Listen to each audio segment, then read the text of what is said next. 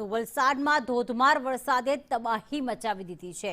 ઔરંગા નદીના પાણીએ તબાહી મચાવી છે। વલસાડના વેજલપોર ગામમાં નદીના પાણી ઘૂસ્યા છે। 20 થી વધુ ઘરોના લોકોને સુરક્ષિત સ્થળે ખસેડવામાં આવ્યા। વેજપોર ગામે શેલ્ટર હોમ પણ શરૂ કરવામાં આવ્યું। તો ગામમાં પાણી ઘૂસતા જ વહીવટી તંત્ર अलर्ट થઈ ગયું છે। આ વેજલપુર ગામ જે આવેલું છે ત્યાં કેટલાક ઘરો જે છે પાણીમાં ગરકાવ થઈ ગયા છે। કાચા ઘરો આવેલા છે તે પાણીમાં ગરકાવ થતા લોકોને સ્થળાંતરિત કરવાની ફરજ પડી હતી। ત્યાં શેલ્ટર હોમ પણ શરૂ કરવામાં આવ્યા છે। ઔરંગા નદીના પાણીએ તબાહી મચાવી છે તે ઘરો સુધી પણ આવી ગયા છે અને હજી પણ વરસાદ જે છે તે રોકાયો નથી।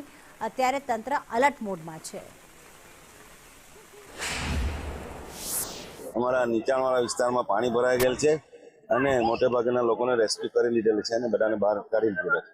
અંદાજે કેટલા ઘરોમાં પાણી ભરાયા છે? અંદાજે 22 થી 25 ઘરોમાં પાણી ભરાયેલા છે અને ઘણું પાણી છે અને ઘણાને રેસ્ક્યુ કરી લીધા છે। કેટલું નુકસાન છે અને પંચાયત તરફથી શું સુવિધા આપવામાં આવી? પંચાયત તરફથી અમને કહેવામાં આવ્યું છે કે સ્કૂલમાં રહેવાની જમવાની સગવડ કરવામાં આવશે।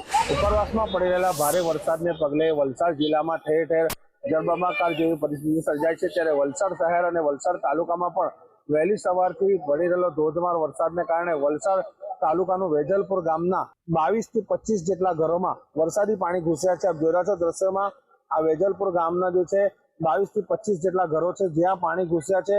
આ 100 થી જેટલા લોકોને જે છે સ્થળાંતર કરવામાં આવ્યા છે, રેસ્ક્યુ કરવામાં આવ્યા છે। ગામના લોકો, સરપંચ, સભ્ય અને ગામના યુવાનો દ્વારા જે છે લોકોને બહાર કાઢવામાં આવ્યા છે અને વેજલપુર ગામની પ્રાથમિક શાળામાં શેલ્ટર હોમ બનાવી તેમને ત્યાં સ્થળાંતર કરવામાં આવ્યા છે। જોકે પંચાયત દ્વારા તેઓને જમવા અને રહેવાની વ્યવસ્થા કરવામાં આવી છે। હાલ જે વરસાદ કહેર વરસાવી રહ્યો છે વલસાડ જિલ્લામાં તે પ્રકારે પરિસ્થિતિને જોતા અહીં 20 થી 25 જેટલા મકાનો આવેલા છે ને મકાનોમાં હાલ અડધા મકાનો પાણીની અંદર ગરક થઈ ગયા છે જેના કારણે લોકોનું ઘર વખરીનો સામાન પણ જે છે એ ખરાબ થઈ જવા પામ્યો છે। ત્યારે આ વિસ્તારની જે પરિસ્થિતિ છે એ અત્યંત ખરાબ અને ભયજનક કહી શકાય કે હજી વરસાદ વરસી રહ્યો છે ને હજી વધુ પાણી જે છે ભરાવાની શક્યતાને લઈને અહીંના લોકોને સંપૂર્ણપણે સ્થળાંતર કરી દેવામાં આવ્યા છે।